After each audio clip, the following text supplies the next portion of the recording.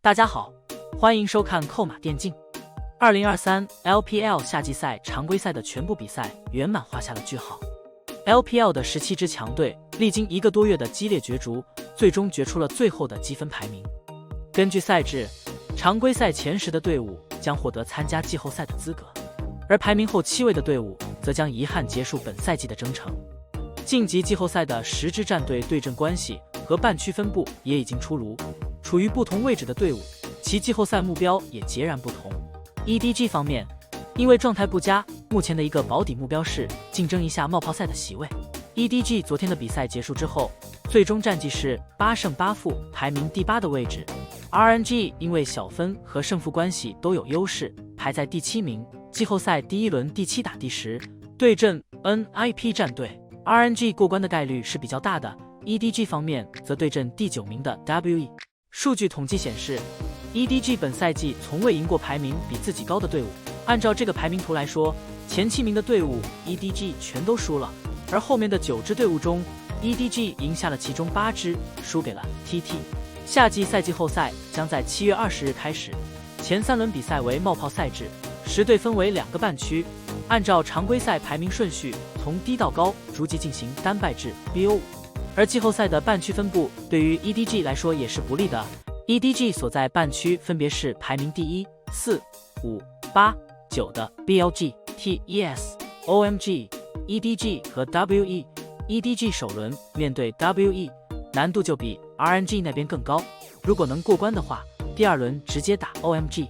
按照实力对比的话， OMG 和 WBG 同水准，甚至要领先于 WBG。而且之前 EDG 和 OMG 打过，从比赛内容能看得出来， OMG 简单粗暴的开团是 EDG 很难应对的。EDG 本来前期就很难取得优势，一旦说进入中后期和 OMG 拼团，几乎就是拼不过的状态。OMG 方面是比较喜欢这个分组的，第5名打 EDG 或 WE 都有优势。上面是春季赛季后赛打过的 TES， 如果能晋级4强， OMG 晋级世界赛的可能性就会大大提升。当然，对于 TES 来说也是一样的道理，谁晋级4强，谁的世界赛形势就会变得非常明朗。另外一边的半区分布就是第2、3、6、7、10的 JDG、LNG、WBG、RNG 和 NIP， 这里的半区分布对 WBG 来说是不错的。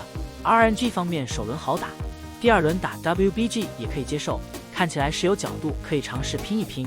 因为 WBG 的主要问题是稳定性不足， WBG 方面提升稳定性，过 RNG 的可能性较高，晋级6强后拿到冒泡赛席位的可能性就大大增加了。积分方面， EDG 春季赛有50分， OMG 是30分， WBG 和 LNG 是20分， TES 和 RNG 是10分。夏季赛 OMG、WBG 和 TES 3支队伍存在一个1轮游的可能性。夏季赛第5、第6有40分。如果说 TES 首轮止步，或者 WBG、OMG 首轮止步，则大概率直接结束 S13 征程。个人认为，今年夏季赛季后赛的一个核心看点，还得是看排名靠后的队伍是否能有一支黑马崛起。春季赛 BLG 和 OMG 是2大黑马， BLG 方面如今来看是一黑到底了。夏季赛目前来说，最有机会的是 WBG、EDG 方面可能性太小了。RNG 也差点意思，可以说夏季赛是否出现黑马，主要就看 WBG 的发挥了。如果 WBG 能提升自身稳定性和竞技状态的话，有机会冲击4强甚至更高的位置。